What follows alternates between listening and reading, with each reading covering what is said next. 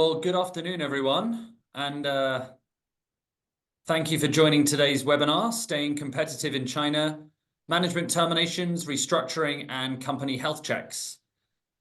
So I usually enjoy going to in-person events, but the weather is absolutely dreadful in Shanghai these last few days. So that's one benefit of not braving the outdoors. And hopefully you get to learn something new at the same time. So this webinar will be divided into three sections. The first part will be covered by Jared Sussman, who is director at Talent Accelerate Group, part of the wider CGP Group, a global recruitment and executive search firm. So Jared has been in the executive search industry for about 8 years now and is fully bilingual in English and Chinese. Today, he will be covering why companies find themselves in a situation where they need to terminate employees, whether due to poor hiring decisions or restructuring or compliance issues. And he'll also be enlightening us about backfilling positions, filling interim positions, and sharing with us a job market outlook for 2025. The second section will be covered by Robin Tabbers, co-principal lawyer at R&P China Lawyers. So Robin has been in China for 15 years now, and he specializes in Chinese employment law. And he's also the co-founding partner at Acclaim China. So Robin will be speaking about considerations when restructuring and terminating employees, whether through HR, legal support, or even HQ intervention. So finally, that leaves the third part, covered by yours truly. So my name is Jacob Ketcher. I'm the Business Development Manager for Acclaim China. And in my section, I'll be taking these previously covered areas a step further, or should I say a step back, because I'm going to be discussing how to prevent these issues of non-compliance that can sometimes lead to terminations from happening in the first place. I'll also be covering how to uncover hidden compliance risks that might force some difficult decisions later. So without further ado, I will pass the floor over to Jared. Okay, great. How's it going, everybody? I'm Jared Sussman from Talent Accelerate, part of CGP Group.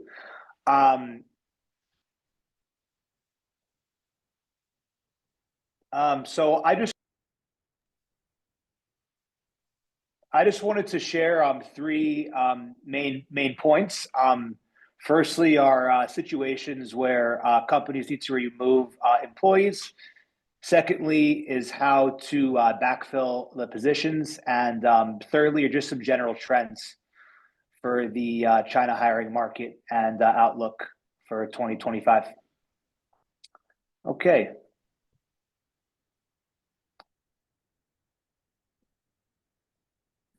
So situations companies need to remove employees. So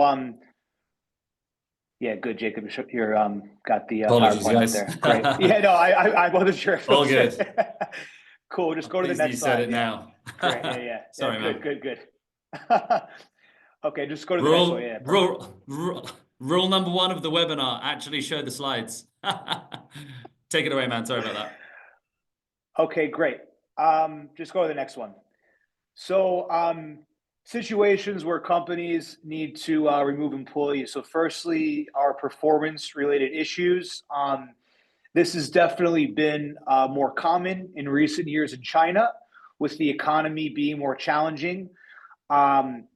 We see it very commonly with senior level employees that are getting paid high salaries, not really performing well.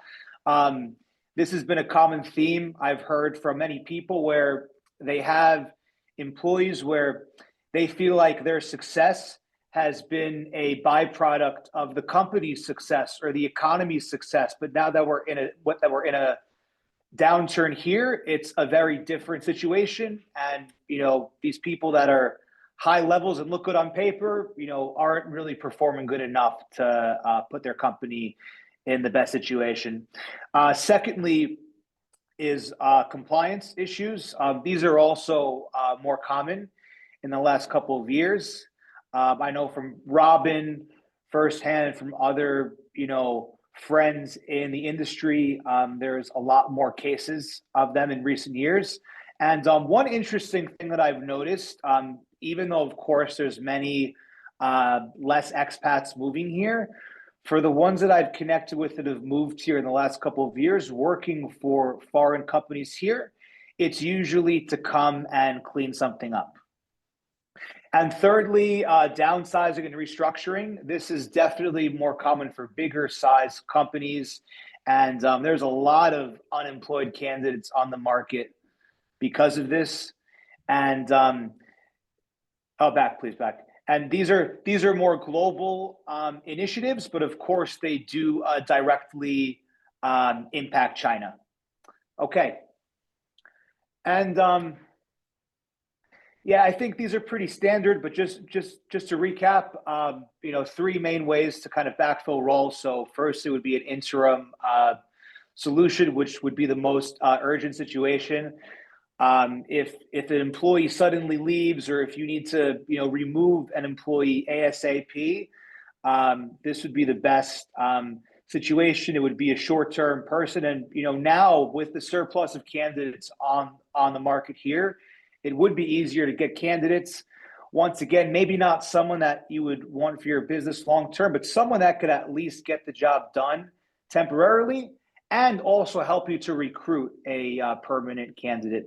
Secondly, would be a permanent hire, more long-term, and definitely, the kind of common trend, of course, has been more towards local candidates. I've noticed most companies, if they're going to hire externally, they usually prefer a local candidate. And thirdly, internal promotion, also more common lately. Of course, the benefits of this are these candidates, even if they're not as experienced or good on paper, they do have the trust and relationships internally, which does help a lot. And we see companies are a lot more cautious. So oftentimes they'll interview a lot of candidates on the external market only to eventually promote a candidate internally. Okay. And I lastly wanted to give you guys just some general market trends that I've noticed, and then the outlook that we see for 2025. So still a huge demand and low supply, especially at the senior level. We'll post a job on LinkedIn, and within a day or two get hundreds of applicants. So there's still a lot more candidates than available jobs.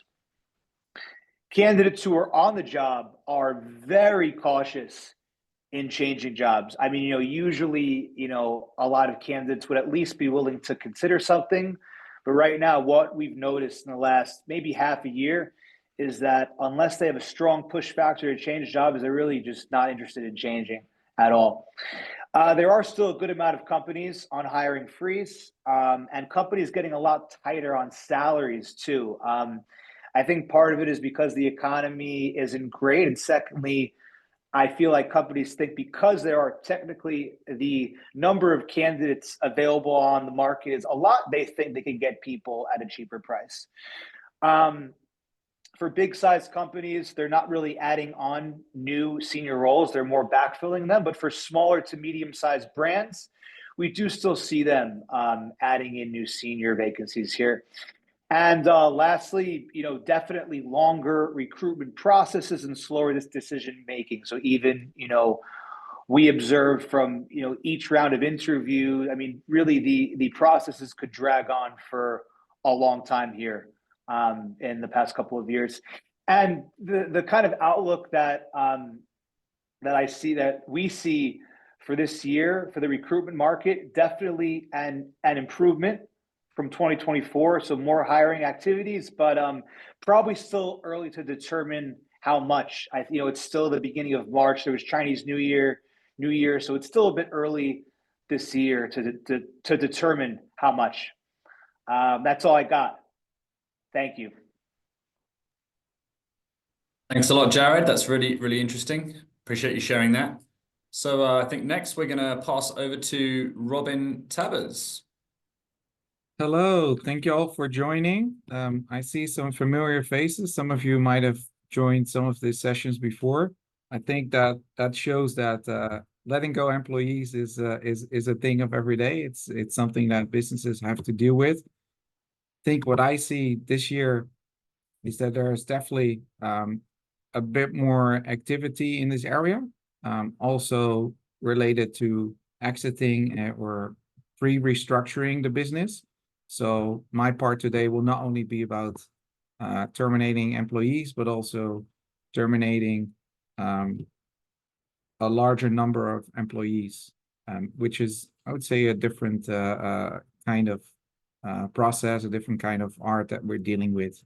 So let's dive into it.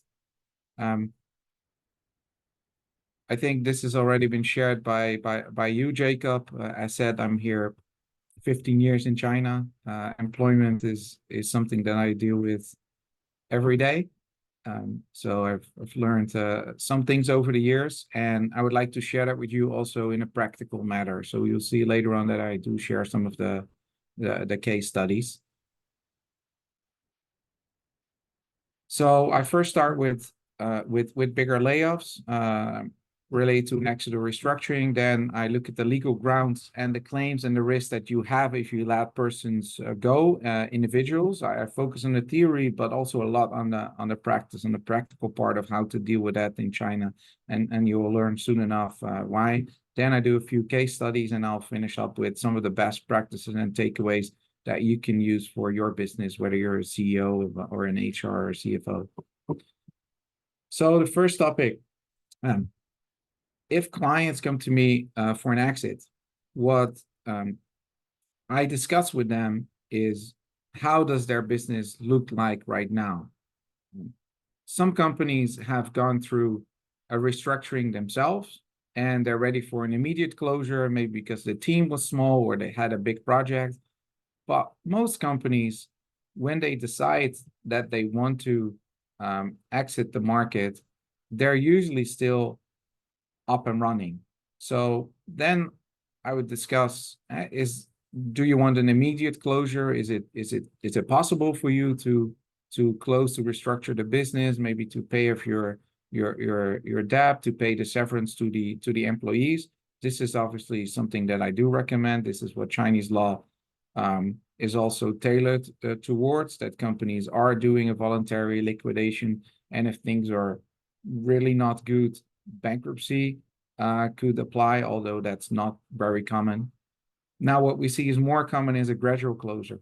So you plan in phases to meet the contractual obligations that you have as a company, and to serve also your key customers, and very often also to make sure that you can pay severance to the employees that you have, and leave China in a proper way, because the decision is not always a business decision. It might be because of financial performance, but it also might be because of geopolitical reasons, or because of a change of a shareholder or a potential shareholder.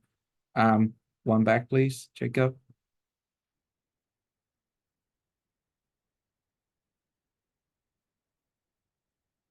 That is forward, so one back. Yeah. So what I do very often discuss with clients is to look at the option to do a restructuring of the business. So when companies have decided that things are not going well, the first reaction is very often, we're going to close the business. But that doesn't always need to be the case. I've had many situations in which I develop a plan with the company, look at the numbers from a more business consulting perspective, for the client to arrive at the conclusion that actually, if they do restructure some of the business, if they do restructure some of the employment, that actually they could have a viable business. And then the question is whether they really want to exit the market, or whether they want to stay on at a very lenient positioning. And for that, there's a whole plan. Obviously, you're dealing with creditors, how to deal with them. You're dealing with employees. A lot of companies think that they cannot afford to settle with everyone because of the financial situation of the company. Then I explained that practically you can make a settlement with anyone, and maybe that's not fully according to the full payment, but if everyone agrees, then that's a way you can restructure the business. So looking at those three examples, immediate closure, the advantage is you have no more costs. Liquidation is a reason to pay normal severance. Employees very easy accept that. But the drawback is you're breaching those contracts and your global customers are unhappy. The gradual closure, that works very well, but the challenge is with severance payment. So if you don't close, then by law, you're not closing. So you might risk unlawful termination, in which you might end up with paying double severance or having a challenge because employees might contest that. And with restructuring, yeah, that way you could revive your business case, revive your EBITDA. For some companies, that is important to stay alive. Okay, so if we move on to terminations, I'm going to focus here on more individual terminations, although obviously the same would apply to bigger layoffs as well. So if you look at the level of governance, there's 3 laws. 1 is the general labor law, 2 is local interpretations, and 3, not less important, are the company rules that may decide whether there's a breach of the employment relationships. There are 3 scenarios generally in China when you want to let go of someone. So 1, there's immediate termination. That means there's no severance. Yes, that exists in China, but it's not easy. So you can see some of these rules. This is not an exclusive list. The burden is very high. So in the most common scenario of immediate termination with no severance is a material breach of company rules that is so severe that would cause for no severance payment. Now in China, employees are quite well protected, so it's easy for them to file a claim in labor arbitration. I recall back in the days it was around 5 RMB to file that. Might be more now, but it will not be a whole lot. So if you pay no severance and there's no mutual settlement agreement, then the chance that they accept no severance for material breach of contract, I would say, is pretty close to 0. So this scenario is not very likely unless it's so clear, like there's a severe damage or there's criminal liabilities of the employee, or the employee has done something and potentially has criminal liabilities for the acts that he did against the company, then maybe they could accept it. But that is not always the case. So looking at termination with cause, this is most scenarios. Not yet, Jacob, thank you. This is most scenarios where you as a company feel that you have a reason to terminate an employee. So for this, still severance applies. So this could be a material change of objective circumstances, could also be a breach of the company rules or several breaches of the company rules, depending on the rules of your employee handbook. This could be a redundancy for economic performance of the company. There's conditions there, or a non-performance or incompetency. And this is why many companies decide to let go of an employee. And it is a bit subjective, the non-performance and the incompetency. So that makes it very challenging. Under this scenario, there's a normal severance, 1 month for every year of service, and there's a 1-month notice. So that 1-month notice then needs to be given. That can be given in lieu of notice. Last week, I had 2 conversations with which HR managers that, to my surprise, did not know that you do not need to tell an employee 30 days in advance that they will be terminated 30 days later. No, you can give that notice in advance and pay them that salary in advance. Obviously, if you want them to no longer work and not send them on garden leave, then you would want to find a mutual settlement agreement that day, or maybe decide for unilateral termination instead of giving 1-month notice. This is what I recommend to companies, to not give a month notice. Employees are not happy. I wouldn't be happy to let go. I think none of us on the call would be happy to let go. So typically our motivation level to work for the company is not very high, which may lead us to do things that are not in the best interest of the company. So if you're acting on behalf of the company as a CEO, an HR manager, you better protect the company and make sure that the day you have this talk is the last day that the person works for the company. And it could be a handover. but regular employment is not recommended in most cases. The final one is no cause. This is the scenario where legal grounds are insufficient. That means if this goes to a labor arbitration lawsuit, the employee could claim double compensation, double severance. That would mean a 200% of the severance, which makes for a big delta between lawful termination and unlawful termination. This is also the reason why there's a lot of settlements, and the settlements are usually in between. So if you as a company feel you have a lawful cause for termination, there is always a risk that the employee goes to court and might have a claim for unlawful termination and gets double the severance. So sometimes it's beneficial to make sure that there is a mutual termination agreement and not risk to go to court, but it really depends on the level of evidence.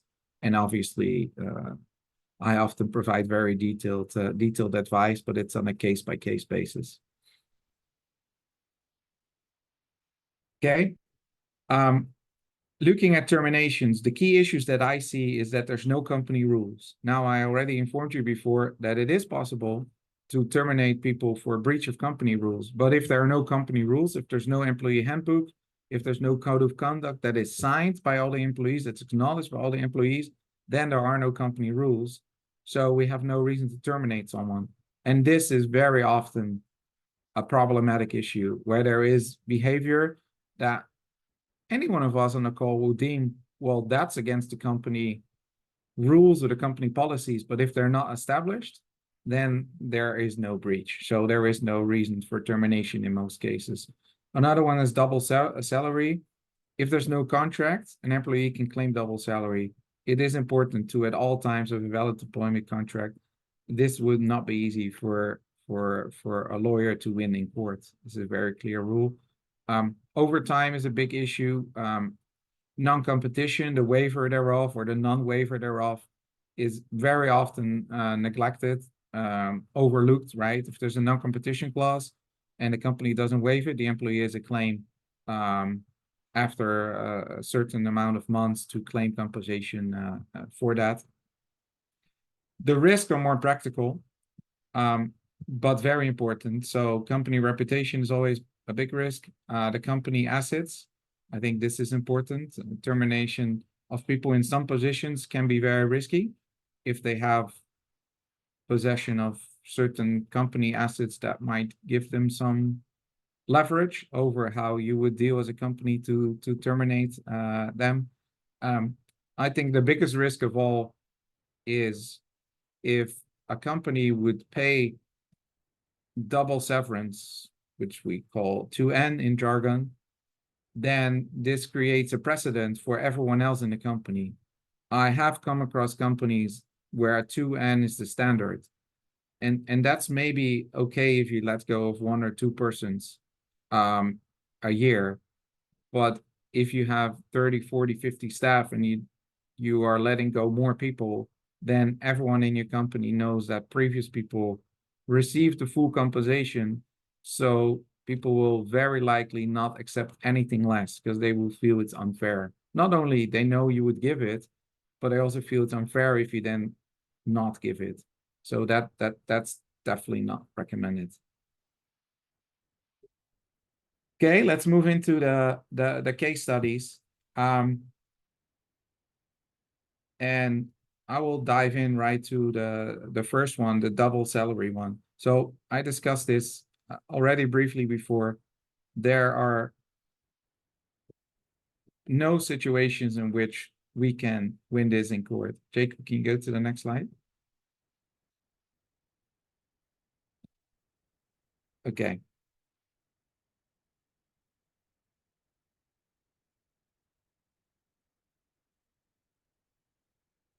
The number 1, please.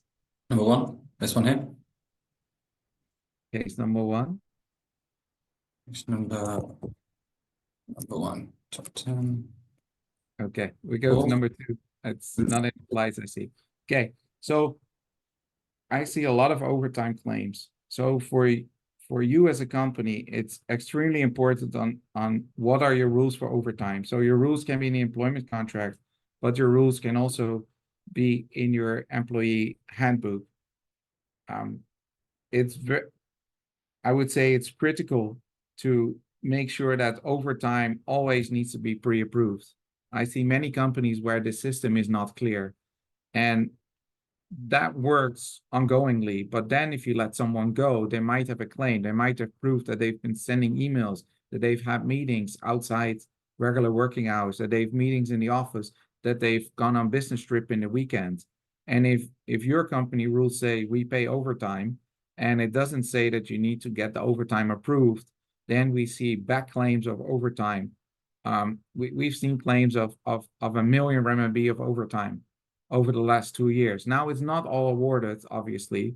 And the courts will be reasonable on what's the amount and that the employee didn't claim this before. At the other hand, if the rules are not clear, then who is to say that that overtime cannot be claimed, right? Who is to say that if today is March, I cannot claim disbursements anymore from October because I forgot it? Yeah, the court will finally decide what's reasonable. So the OT claims we can very often not fully combat in court if the company has no good rules. Okay.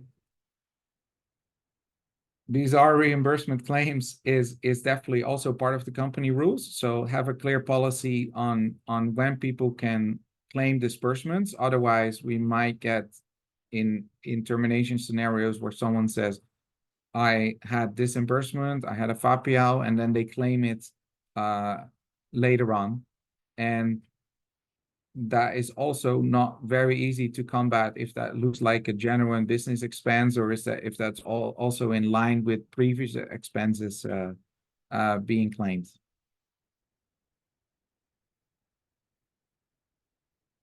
Okay. One of the challenges we see is that a lot of managers are good in business for your business, but they're sometimes also good in business for themselves or in working for competitors. So you need to have very clear rules as a company on what is allowed or not. I would also say you need to have measures to detect this, to know who you're actually dealing with as a company, with your suppliers, but also with your customers. Then if you find out that someone is competing, we still have a lot of work to do to prove that that is a competing business, one, and two, that this person was also involved, because they might not always be directly shareholder. There might be selling confidential information. It might be in the name of someone that they know. So then we're combating two things. One, we want a termination without any payment, because we deem this a material breach of the company rules. And two, we want a non-competition to stop. So this will require a lot of strategizing.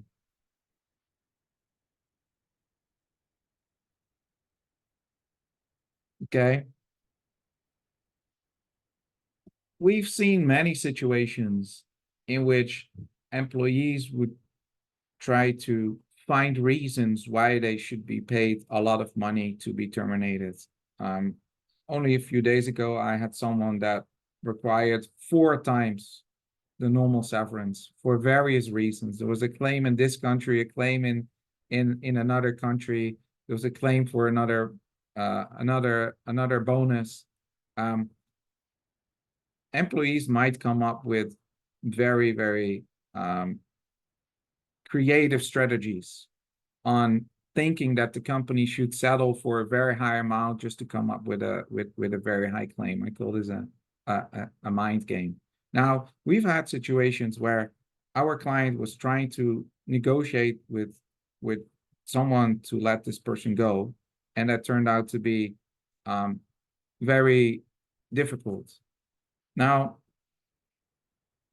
I always share with clients, if you're an HR manager, when people join the company, you will be extremely nice to them. You had the interview to them, you do the onboarding, you introduce them to everyone. You're organizing office outings. You are one of the most critical persons in the company. You're the soul of the company very often. And then you might be asked by the management to let go of someone that used to be a family member that's part of the company. That is not easy. That would require you to have two different faces. One, you're very nice to everyone, but then two, you need to be a bit tough to this person that you let go, because otherwise the person will not accept your termination, will feel that they're very strong, will feel that they have a very strong claim. They will not accept the reasonable offer that you make, which is maybe for a normal termination fee. They want the jackpot. So this is sometimes quite difficult. And we see this with a lot of clients where then if a third party comes in and does the termination, that there's a different dynamic between the employee and between the third party, because there's no emotions involved, and it's a different power dynamic. Sometimes people want money, sometimes people want face, sometimes people want something else out of that end of the employment relationship. In one situation, the client could not terminate the staff; they would not agree. Finally, one of my colleagues joined that conversation, and it turned out that the employee actually did not want any termination fee. The employee resigned. The employee simply wanted face towards the family, and especially a family member who was working for the government, and she did not want to lose face by being fired. So we created a situation where she gave notice, we communicate with everyone that she resigns, that she was still needed for the company to work a little bit. And she was very happy with this solution, surprisingly, because we found out what was actually the issue for this employee not to agree to a settlement.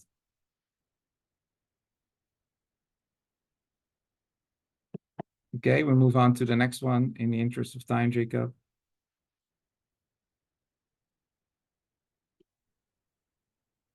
Okay, so the poor job performance is why most of you typically would let an employee go. And this is, as I mentioned already, very subjective one. What is the poor performance? Is it related to the job? How do we measure it? Were there written KPIs? If someone didn't obey an instruction, is that a breach of the company rules? What if they do it once or twice or three times? What if they have no motivation? What if the sales guys don't make the sales calls? The procurement guys are not visiting the factories, are not doing the QC. There are so many different scenarios, and it's very difficult for you as a company to exactly describe what is the job performance, what is required. So in these situations, usually there will be a settlement. Employees very often find that they did not perform their job in a very bad way. Although many times companies I talk to feel that this is so obvious. In a court, it's not always that obvious to a judge, and employees are very well protected. So I recommend that you would consider a settlement in that way with employees.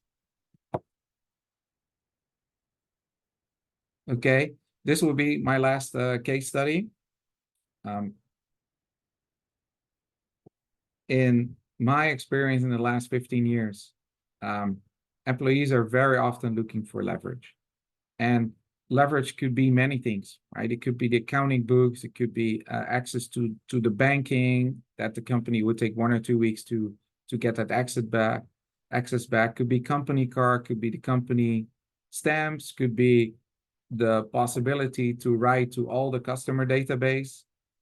So when you prepare for a termination with a person that could potentially not take it well, or that could have access to company assets, it's very important to plan for where do you have the talk, when do you have the talk, who is going to have the talk. Are you going to do a soft approach? Are you going to do a hard approach? You're going to do it in the office. you're going to do it over video, you're going to do it in person. This is very critical to decide because a lot of things go wrong. I have here a case study listed that I attended where the person that was being terminated asked to go to the toilet. They left through the back door and they did not come back. And it took the client 4 weeks to get assets back. The stamps, the company card, the laptops, the banking keys, everything was gone in an attempt to create leverage and to create a higher severance. So let's jump to the conclusions, Jacob. So the takeaway, determine the legal grounds, look if there's enough evidence, determine the possible claims that you have against the employee, but also the claims that they could have against you. Then consider your risk for yourself, your operations, your reputation, the precedent, the sales network. Is it really possible maybe to let go of your sales director without losing revenue? Is there a smarter way? Could he become an agent of yours to keep your revenue, etc.? There's a lot of things that you have to think about as a company. Then consider the benefits.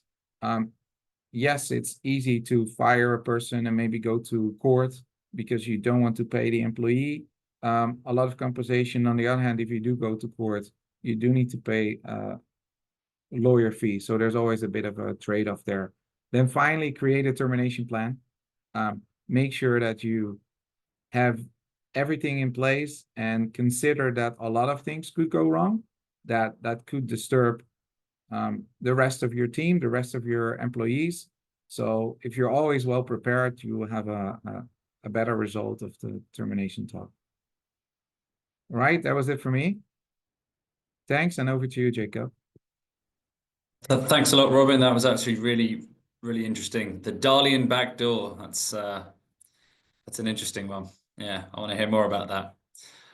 Okay, everyone. So thanks very much. So as I said earlier, so Jared has kind of covered the China hiring and employment trends and situations requiring termination.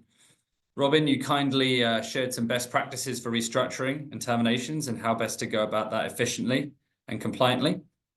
But my section is going to be discussing how to kind of prevent cases of non-compliant business practices in the first place, right? As well as how to detect them in situations that might otherwise, you might be forced to make more difficult decisions down the road.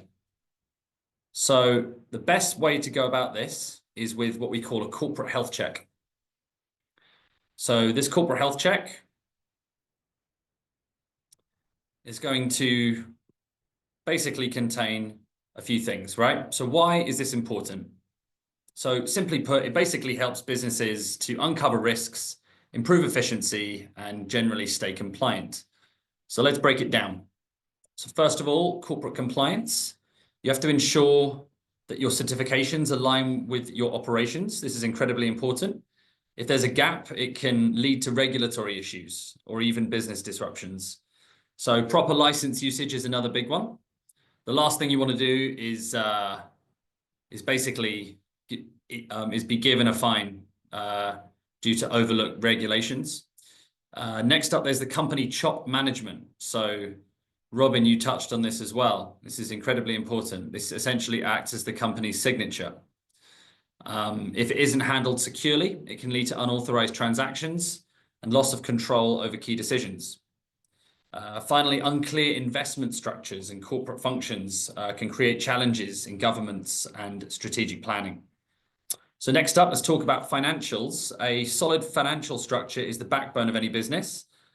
Reviewing costs and operational expenses can uncover efficiencies, right? So monitoring cash flow and revenue cycles can really help to ensure that your company stays financially stable. And of course, there is tax compliance. So this is a non-negotiable. VAT, CIT, and other obligations, they need to be properly managed. Lastly, conducting regular credit checks can also help to avoid unnecessary financial risks. So moving on then to processes and operations. So having these standardized in place really creates consistency and efficiency, right? So strong HR processes, are also crucial. And conversely, unclear policies, as Robin said, can really create some, how would I say it? It can create some disputes, right? And compliance risks, as well as internal fraud. This is also something which is an area that companies need to watch out for. So without the right controls, businesses can be vulnerable to financial misstatements. And then lastly, we've got inventory management. So poor stock control can mean lost revenue and operational headaches. And then the final part here, we have got our contracts and HR. So are your contracts enforceable under local laws? If not, you may run into major challenges, right? So compliance with labor contracts is also key. And if you fail to meet these, then the obligations can lead to fines or disputes. So a strong dispute resolution framework is also a must-have for ensuring smooth operations. And also hiring the right people. This matters too. And background checks on those people can really help to mitigate those security risks. Lastly, ensuring compliance with payroll, individual income tax or IIT, and social insurance contributions is also pretty important to avoiding penalties. So why then should companies invest in this corporate health check? So basically, it really helps to strengthen internal controls, optimize financial performance, and ensures just full compliance with regulations, right?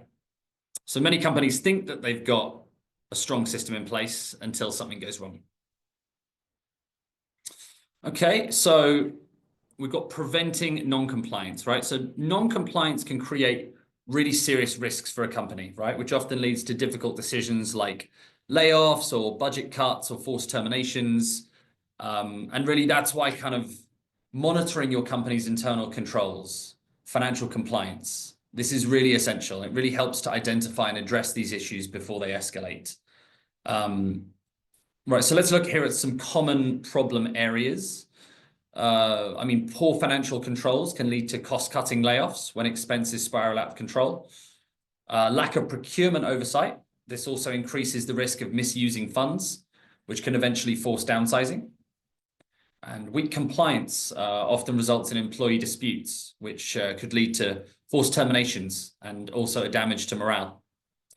And finally, when there's no clear authority balance, unchecked spending can actually take place, and this may require pretty harsh budget cuts to regain control again. So overall, by identifying these issues early and strengthening internal controls, companies can avoid the negative outcomes that are linked to non-compliance, and they can protect both their business and their workforce. So a proactive approach here is key, and it really can make all the difference. Okay, so next up, obviously the best outcome is to prevent issues of non-compliance, or is to prevent non-compliant business practices. But in certain cases, issues of non-compliance actually do happen, right? Because maybe the company isn't even aware of it, or because of these non-compliance issues, terminations can take place. So it's not necessarily saying that non-compliance equals terminations, but over time, a cumulative buildup of non-compliant business practices can create a pretty strong business case that something has gone wrong, and then that can justify a termination. So for example, we've got payroll and tax compliance errors.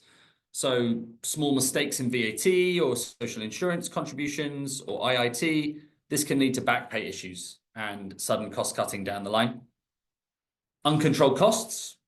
So some companies operate for years with high marketing or procurement costs without really realizing the inefficiencies that they've got in their business.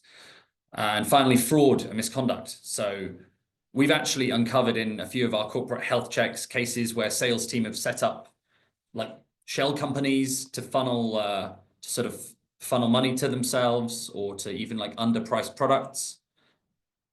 So overall, the purpose of a corporate health check is to really help detect these risks before they snowball further and cause, unintended headaches. So let me just share a little case study with you here. So case study 1 was an asset disposal, which indicated fraud. So the situation was that during an internal audit project, we found multiple fixed asset disposals that were recorded in the accounting, and there were vouchers that were missing, including key documents. So this seemed very suspicious to us, but unfortunately, it was very difficult to find the person responsible. So we found out that for the past 11 years, the GM had been disposing of several company-owned vehicles with only 1% of the original purchasing cost, right? So they mostly received cash when disposing of the company-owned vehicle. It was roughly a 2 million RMB original purchase cost, and then they sold all the majority of the company-owned vehicle, but then only received the payment by cash. So obviously that's very suspicious. So the conclusion that the corporate health check that we did drew was that basically selling the company-owned vehicle at only 1% of the original value, it really badly damaged the company's financial health. And obviously because the transaction was done in cash and due to the lack of documentation, the responsible person, well, they couldn't be found out. We had a suspicion it was the GM, but we couldn't prove it. So it's very likely a disposal of vehicles without being, that were being done without the kind of proper control, and obviously with personal interest. So even though we couldn't find categorical proof of the criminal wrongdoing, the whole exercise, you know, it kind of served to make the headquarters aware of serious compliance breaches and a potential fraud. So case study 2, so this was procurement irregularities. So one client had no checks and balances in their procurement. Their manager favored certain suppliers, approving purchases with no competitive quotes. So we implemented a rule that required 3 quotes per procurement cycle to prevent unfair dealing. And case study 3 was a cost ratio analysis.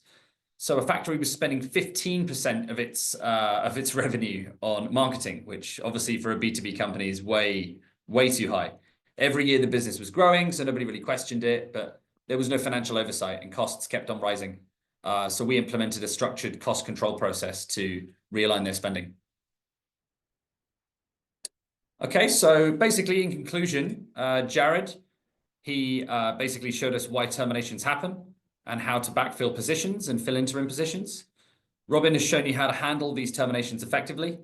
And I hope I've taken you through a few scenarios and case studies on how to prevent these cases of non-compliant business practices and how to detect them before they escalate into something more serious.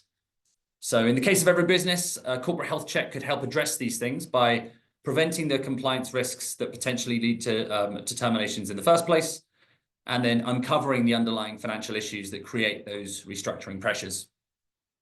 So remember, it's always better to identify and fix these problems earlier rather than wait until corrective measures are needed. And corporate health checks are kind of a proactive tool that can help businesses it can help them stay compliant and financially stable and avoid those unnecessary terminations. Right, so that concludes my section. Thank you very much for listening. I will now open up the floor to the Q&A so we can address any questions that anybody may have.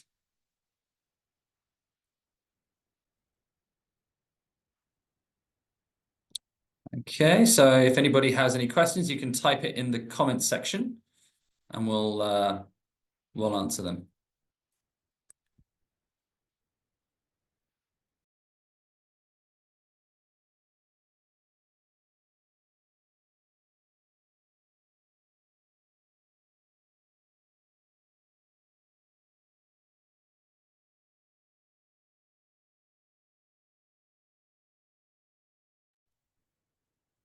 Okay, it's looking like we have answered everybody's questions proactively, which is great. So if that is it, I want to thank everybody. Thanks to everybody who took part today. We hope that the presentations have kind of shed a little bit of light on what's undoubtedly a challenging and even uncomfortable topic. But like we've said throughout, a proactive approach is always better than a reactive one. We hope you found the content useful.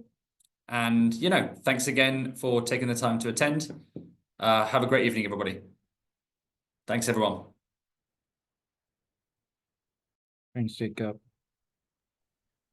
Thank you, Jacob. And thank you, everyone. Pleasure. Have a great day. Thanks, everyone. Cheers. Bye-bye. Bye-bye. Bye-bye. Bye for now.